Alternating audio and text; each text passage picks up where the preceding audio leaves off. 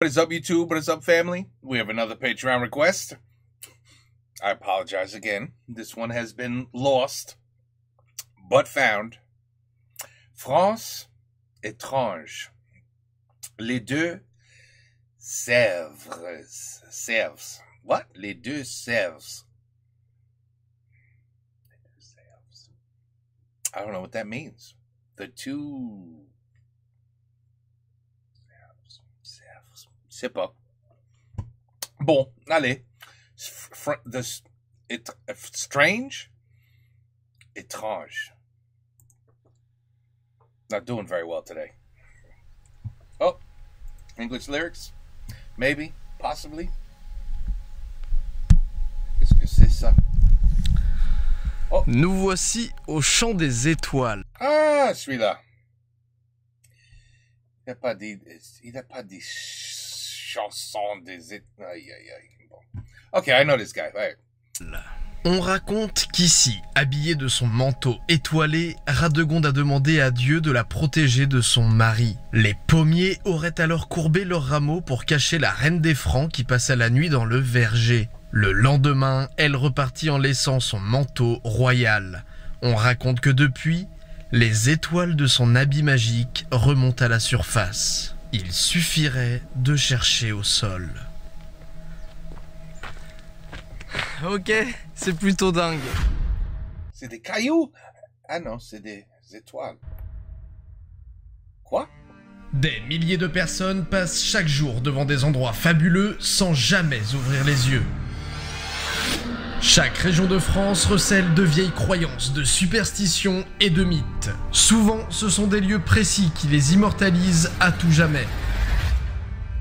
Alors, entre fontaines magiques, créatures terrifiantes et rochers mystérieux, en passant par les châteaux hantés et les forêts enchantées, me voici sur la route, armé de ma caméra pour vous faire parvenir 13 lieux légendaires par département. Rencontrerai-je Mélusine, l'Ankou, le Dahu ou bien la bête du Gévaudan? Je vous amène avec moi dans cette aventure à travers le folklore français.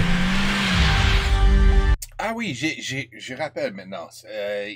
Je l'ai vu, il montrait des caves.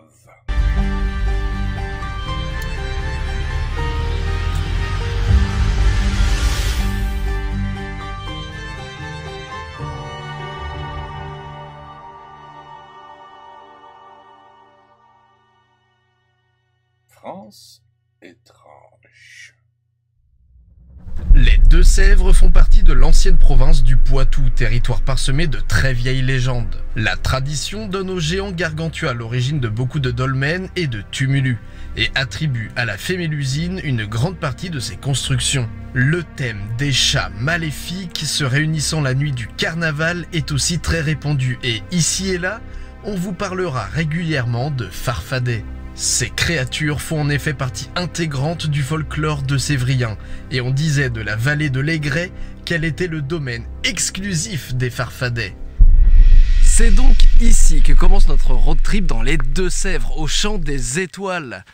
Et ça commence plutôt bien, non ? Radegonde de Poitiers est une figure emblématique du Poitou. Née en 520, elle épouse Clotaire, fils de Clovis, et devient la reine des Francs. Elle se retrouve dans plusieurs mythes, a donné son nom à 16 communes et fait partie des patronnes de France. Les étoiles de Radegonde remontent à la surface depuis 1500 ans. En réalité, ces étoiles remontent à la surface depuis des milliers d'années. Il s'agit de fossiles de crinoïdes, des animaux marins qui vivaient autrefois ici, à une époque où les Deux-Sèvres se trouvaient sous le niveau de l'eau.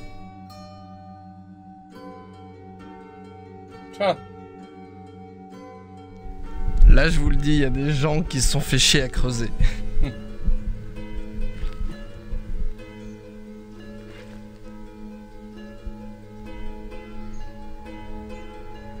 Bon, je pense qu'on a trouvé assez d'étoiles pour aujourd'hui, on va peut-être en laisser au prochain. On va se rendre à notre prochain endroit car un autre animal aquatique nous y attend.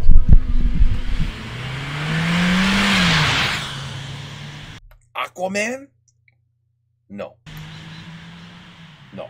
Ça peut pas être. Une coutume particulière a traversé les âges ici, à Oiron. Encore au siècle dernier, on y préparait des potions en grattant des miettes de la mâchoire de crocodile. On raconte que ces potions pouvaient guérir les fièvres.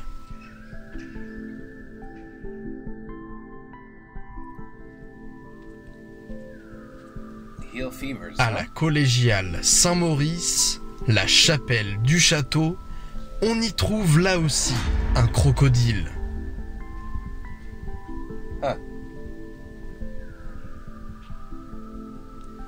Il serait la représentation d'un crocodile qui vivait dans un souterrain avec un crapaud géant.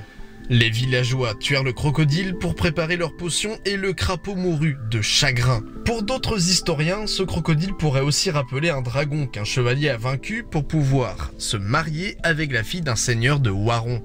Quoi qu'il en soit, ce crocodile dans cette chapelle est déroutant et fait partie des surprenantes curiosités que l'on peut trouver dans le nord du département. Mais descendons un peu plus au sud maintenant.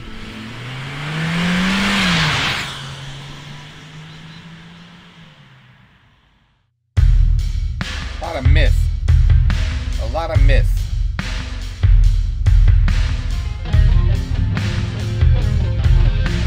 Nous voici donc à Parthenay, l'une des villes créées par la fée Mélusine. La fée Mélusine est probablement la figure la plus populaire du Poitou. Elle est une bâtisseuse créant villes et édifices sur son chemin. Si quelqu'un la surprenait dans son travail, qui avait toujours lieu la nuit, elle cessait immédiatement ses travaux. C'est pourquoi il manque une pierre à la chapelle de Ménigoutte, la dernière pierre de la Flèche de Niort, ainsi que de l'église de Parthenay.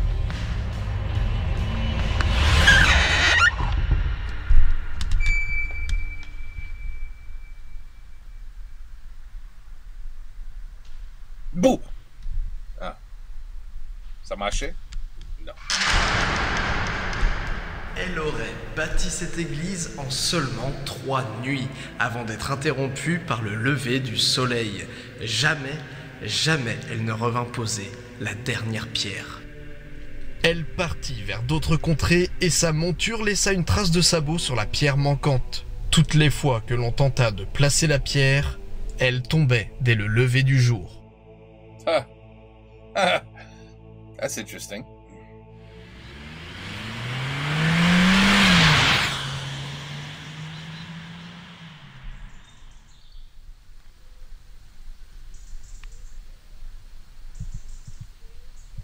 Donc, si j'ai bien compris, le lieu que je cherche se trouve tout en bas des escaliers, au plein cœur de la forêt. Alors bien que cette forêt soit très connue dans le coin, et qu'elle soit notamment très importante pour la biodiversité, tout le monde connaît cette forêt pour le puits d'enfer, pour une légende que cette forêt renferme depuis plus de 1000 ans.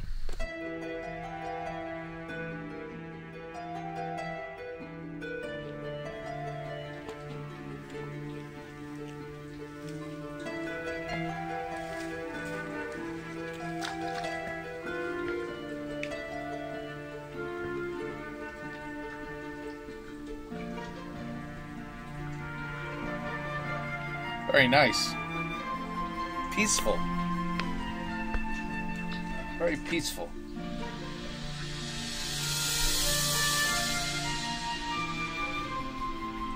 Un dimanche matin, avant la messe, un paysan passe par le champ qu'il a fauché la veille. L'herbe y est belle et bien sèche. Il y a ici de quoi nourrir ses bêtes et même en vendre. Mais d'un coup, l'orage éclate. Si la pluie tombe sur le champ, tout son travail est anéanti. Préférant délaisser la messe, il revient en hâte à son écurie, attelle ses bœufs pour aller mettre l'herbe sèche à l'abri. Mais pour aller de sa ferme à son pâturage, il doit traverser le ruisseau. C'est précisément ici que le drame survient. L'un des bœufs glisse sur un des rochers et entraîne l'autre animal, la charrette, la récolte et le brave homme. Personne ne revit jamais ce paysan qui avait préféré son profit personnel à ses obligations religieuses. He's still in there?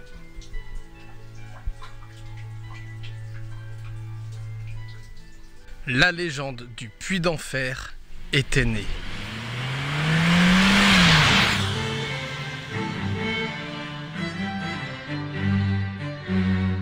Laissez-moi vous raconter une belle légende. Berthe, madame de Chambril, était mariée au baron de Chambril. Cependant, elle était amoureuse d'un autre homme, Guy de Trémont. C'est dans cette vallée que nos amants vont se trouver la nuit, en secret. Jusqu'à une fameuse nuit de pleine lune où le baron va les surprendre et les poignarder. Berthe se pétrifia et devint ce rocher. Et quand la nuit se met à tomber, on croirait vraiment voir une silhouette. Guy de Trémont, quant à lui, blessé mortellement, alla mourir plus loin en laissant couler le ruissellement de son sang. Ces gouttes de sang devinrent des petits grenats, cailloux charriés depuis ce temps par le ruisseau qui a creusé la vallée et qui lui ont donné le nom de vallée aux grenats. Venez voir ça, vous allez voir. Là, on voit plein de roches bien rouges. Ouais. Comme si le sang de Guy de Trémont était resté là. Ah. Qu'il allait rester à tout jamais. Depuis, le ruisseau des Grenats vient mêler ses eaux au ruisseau de Chambril. Comme si les deux jeunes amants continuaient à s'aimer et à s'unir dans l'au-delà. On raconte aussi qu'aux premières lueurs de l'aube, la dame de Chambril... Tu vois la figure? Look. Les deux yeux, la bouche, et voilà, the face. Interesting. Hoche la tête. Ah.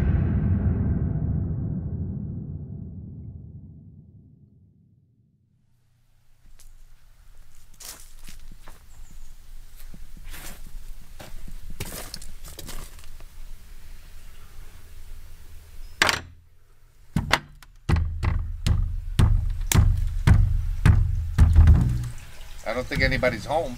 Ah. Wow, look at that.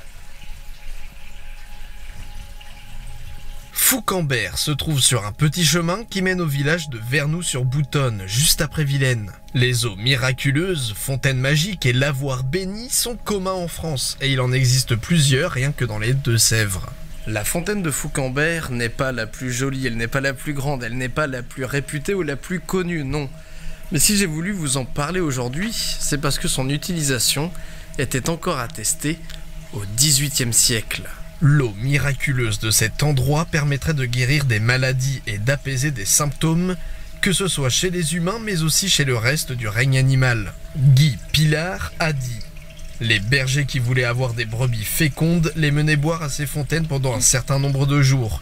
Et s'ils voulaient avoir un agneau noir, il leur fallait plonger les brebis dans l'eau. » Les anciens racontent même que la semaine précédant la fête Dieu, l'eau se changeait en lait.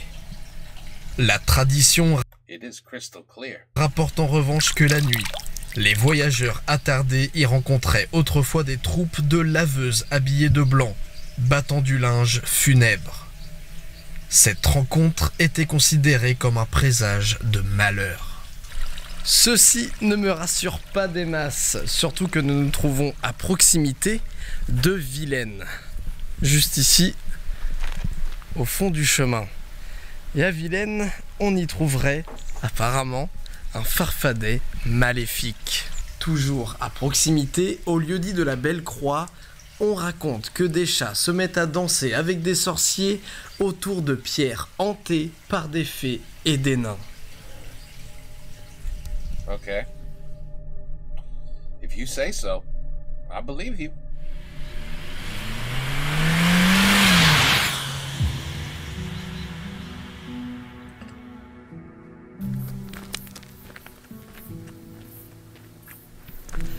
Tous les samedis, Mélusine se transformait en femme serpent. La tradition nous rapporte que, lorsqu'elle était ainsi transformée, il fallait absolument qu'elle se baignât, sinon elle risquait de mourir. Un vendredi soir, épuisée après avoir construit le château de Coudray-Salbar, elle se posa ici, dans la forêt de Chizé. Bien trop épuisée pour trouver un point d'eau, elle s'arrêta devant 7 glands disposés en cercle, et elle s'adressa à eux en ces termes.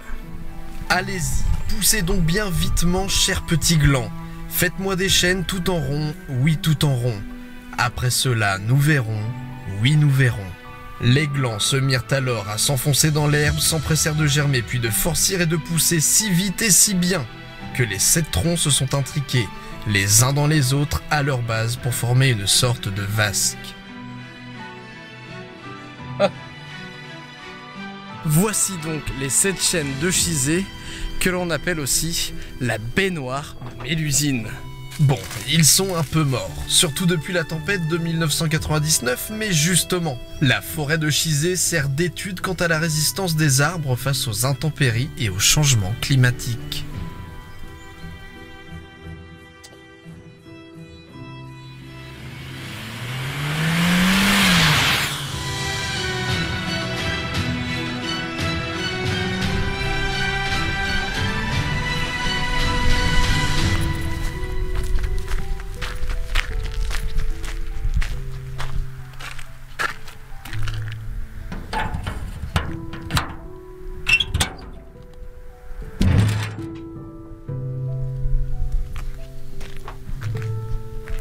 Cemetery? Cemetery. Les pierres d'Amuré ne peuvent pas être comparées à d'autres pierres du coin. Elles ne ressemblent en rien à ce que l'on trouve dans le paysage environnant.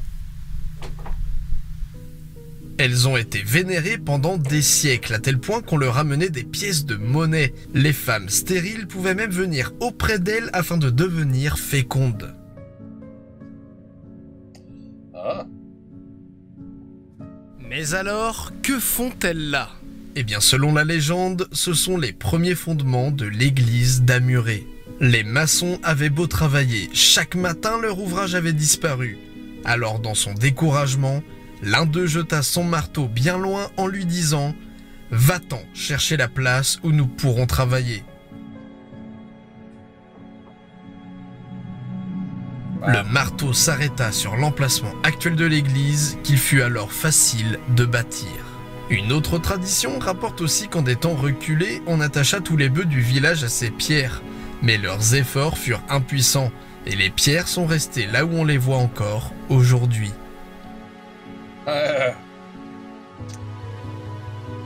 It's amazing, all these stories, right? I mean, you could believe them or you could think they're all nonsense, but some of them are very interesting, and it makes you go, could it be? You know?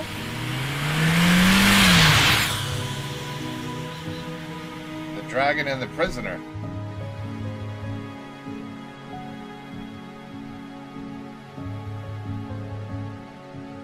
Chef-lieu des Deux-Sèvres, Niort abrite 4 dangereux dragons en son centre, et ce depuis 1992. Ces sculptures métalliques sont le rappel d'une légende bien connue dans le coin. Oh, wow.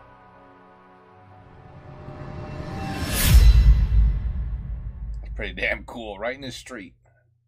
Au XVIIIe siècle, alors que le marais Poitevin était tout proche, un serpent ailé en sortait et venait tous les jours et toutes les nuits pour enlever des villageois et les dévorer. Personne, pas même les habitants les plus forts ou les plus courageux, n'arrivait à le vaincre. C'est alors qu'Alono, condamné à mort, demanda sa grâce en offrant de tuer le monstre. Couvert d'une armure d'acier, il réussit à plonger son poignard dans la gorge du serpent. Le soldat crut le combat gagné et enleva son casque quand le dragon sauta sur lui et le mordit à la figure. Les deux moururent en même temps.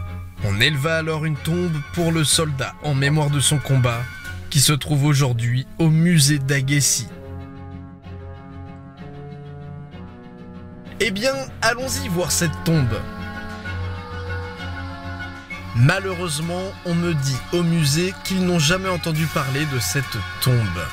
Et m'envoie donc au musée du donjon. Bon, allons voir la tombe du soldat au musée. That's a museum? That's a museum? Alors, je vais vous expliquer quelque chose.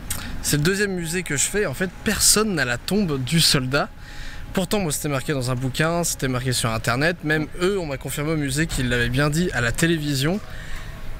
Mais personne ne sait d'où vient justement cette légende, personne ne sait pourquoi le bruit court que la tombe est ici. Donc personne ne sait où est la tombe, personne ne sait d'où vient cette rumeur, voilà, c'est parti, prochain lieu.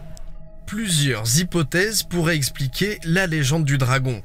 Un combat entre un homme et un serpent qui a marqué nos ancêtres, une métaphore des rivalités entre protestants calvinistes et catholiques romains, ou bien représente-t-elle simplement la fin des travaux d'assainissement des abords de la ville, par la mise à mort du dragon symbolisant la fin des pestilences moyenâgeuses, ou bien peut-être que ce serpent ailé existait réellement.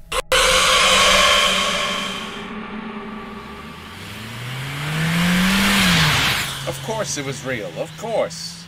Real, it's a real snake, of course. Bon, alors, apparemment, si on veut pouvoir observer Mélusine, c'est ici, au Roc Cervelle, car Mélusine habiterait sous le rocher.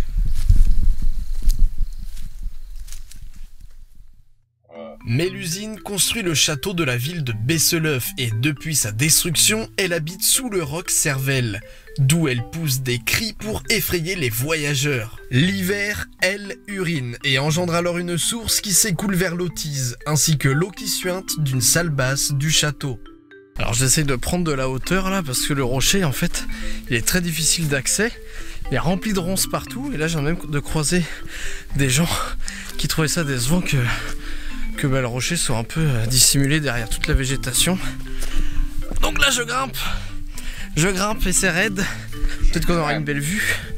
En tout cas je n'entends pas Mélusine crier. C'est probablement parce que elle doit bien aimer ma compagnie.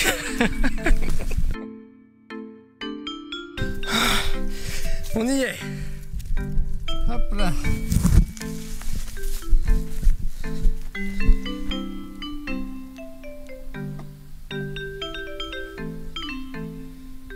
Voilà ce que je viens de monter. You're a good hiker, my friend. You're a good hiker.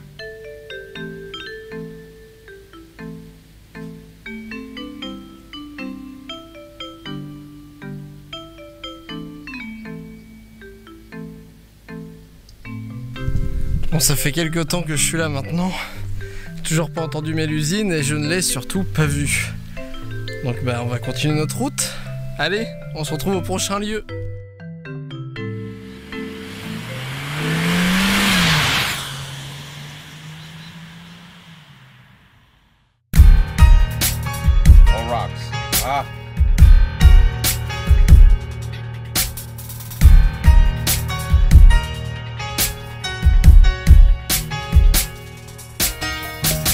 Nous voici à l'Arjas.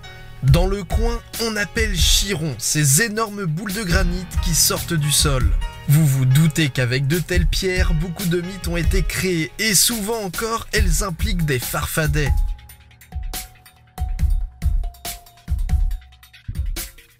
Mais la légende la plus connue du parc des Chirons se cache ici.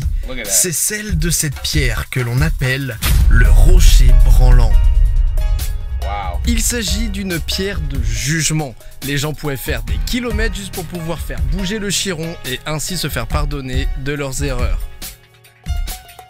La grâce ne pourrait s'appliquer qu'à celui ou celle qui arriverait à mettre en branle le rocher. On a des traces, par exemple, de femmes ayant commis l'adultère et qui se sont rendues ici. Et je n'arriverai pas à faire bouger ce rocher. Et ce n'est pas parce que je n'ai pas de force, hein, détrompez-vous, c'est juste que j'ai pas commis l'adultère.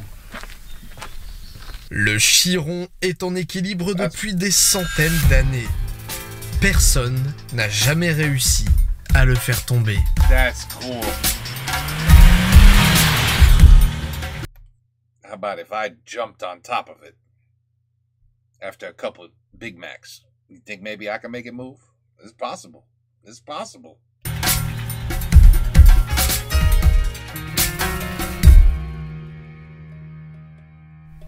La chapelle Saint-Laurent est l'un des lieux les plus visités du département. La commune abrite 3 lieux en rapport avec des légendes locales, en plus d'être un lieu de pèlerinage. La première légende est celle de la basilique Notre-Dame de Pitié.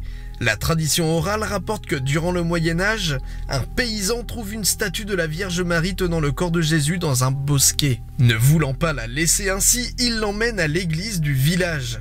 Le lendemain, la Vierge était à nouveau dans le bosquet.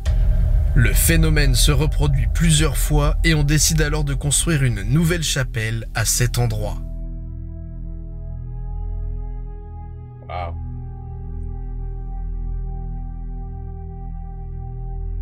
Huh.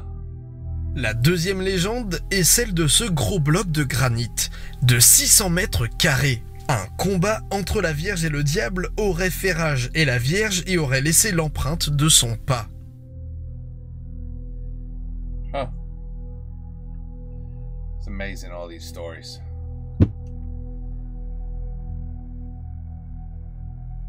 What the hell is that? Depuis, les pèlerins viennent y poser leurs pieds pour se préserver ou se guérir d'infirmités.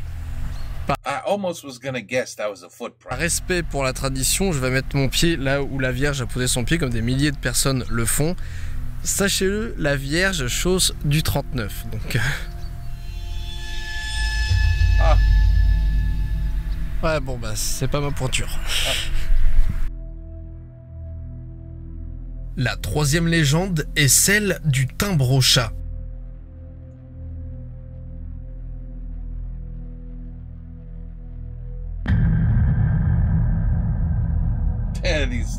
The sound. La légende raconte que les chats du village se réunissaient autour de cette pierre le soir du Mardi Gras. Ils volaient les restes de nourriture à leur maître et les déposaient dans le trou. D'autres versions parlent aussi du diable ou d'un farfadet qui les nourrissait. Les félins dansent, hurlent et les humains y sont interdits, sauf s'ils veulent être dévorés par leur propre chat. What? Il y a une quarantaine d'années, un nouvel habitant du village aurait décidé de mettre le timbre au chat dans son jardin. Et tout de suite, il devint malade. Aucun médecin ne réussit à savoir ce qu'il avait. Un ancien du village alla donc à sa rencontre et lui parla de la malédiction du timbre au chat. On raconte que dès le lendemain matin, l'homme alla remettre le timbre au chat à sa place initiale, donc ici, et que son mal disparut pour toujours. See, who needs doctors? You don't need a doctor.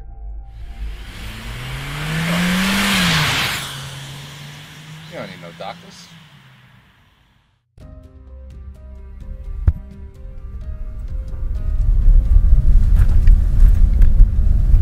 Nous terminons notre périple dans le refuge à monstres, les rochers du Pirôme. Selon la tradition, toutes les créatures du Poitou viennent se cacher ici, près de Mauléon.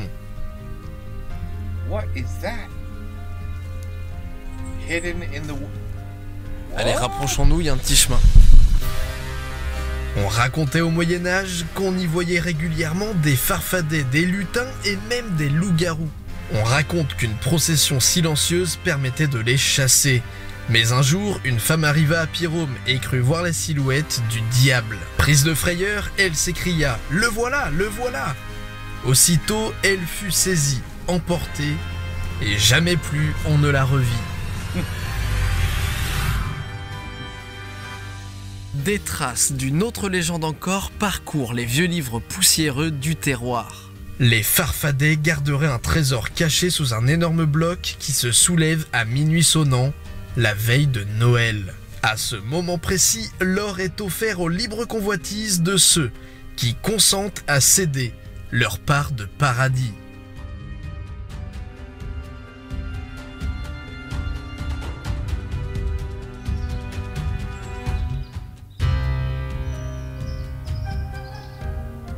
C'est ici, dans l'antre des monstres de Sévrien, que se termine ce premier voyage pittoresque à travers le folklore du Poitou.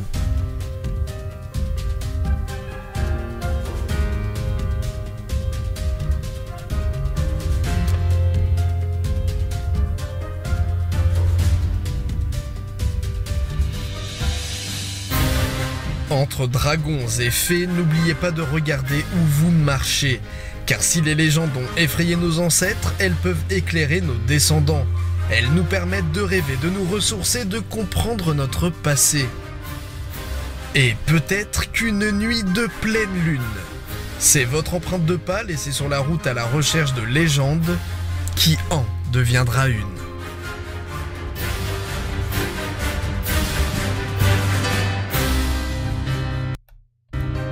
He's a very good storyteller, this guy. Now, if you believe it or not, that's up to you. Some of the stories sound crazy, and others sound like they could definitely possibly be true. True stories. Are they myth? Is this fact? Is it fiction? I don't know. Je sais pas. But I'm guessing I could move that stone. I think I can move that rock. What do you think? Ce rocher. Ce rocher. Oui. Je peux le bouger, je crois. Oui. Pas de problème. I mean, it's already... It is pretty crazy how that piece of rock, that boulder, literally just looks like it's sitting on another boulder, but no one can move it. It's like the king trying to remove the sword from a stone. You know what I mean? Only one will be able to remove. So maybe I'm the only one that can move it. You know what I'm saying? It's me. I'm the one. I got to go down there and try now. But anyway, I guess that's all this guy does. Is he knows about all the places in France, that have like a legend, a story, a myth, a belief that you may or may not believe. But he's good. No, this guy's good. He's a good hiker too. See, I'm too old for this crap. I could never even get to these places. I'm like, what? That rock is all the way up there. Oh yeah, it's a very nice rock. Yeah, no, I don't need to see it. I see it fine from here. You know, it's a very nice rock up there in the mountain. It's nice. You know what I'm saying? Anyway, Patreon, thank you. Good video. I remember this guy. I remember the caves, and yeah, it was. If I recall, it was a girl, a little girl, or a woman that had. There was a mysterious creature in the cave that grabbed the child, and the child was never seen again, or something like that. It was like this. It was like another story, you know. Anyway, it's good stuff. It's good stuff. France has a lot of places and stories, apparently. Ben voilà. I mean, strange France. Les deux. I don't know what Sèvres. Les deux Sèvres. Sèvres. I don't know what that means. You guys can tell me what that means. Okay. Take care. Peace out. À la prochaine. Et bonsoir. Et tu sais quoi? Je suis millions des ans. I forget it. That didn't even make any sense. It's time to go to sleep. Good night.